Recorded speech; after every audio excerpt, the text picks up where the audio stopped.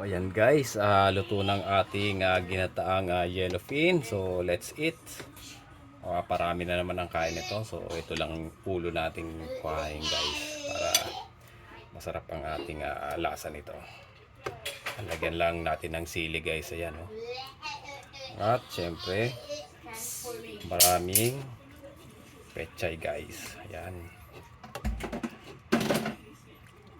Ayan, maraming kulay. Talaga naman pag ganito yung ulam, maparami talaga tayo ng kanin nito guys. Yan, sabaw.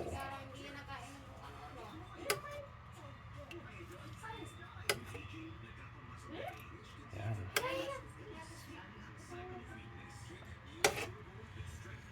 Ayan guys, let's eat. So doon lang tayo sa labas kakain para mas lalong sasarap. Yan. Yan no. Sarap ng gata nito guys. Saka napakaraming gulay na pechay guys. So doon tayo sa labas. Let's eat.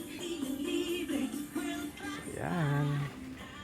Para presko at habang kumakain tayo ng maanghang, kahit malamig ay pag-iinitan talaga tayo. Iinit talaga tayo guys. So yan, let's eat.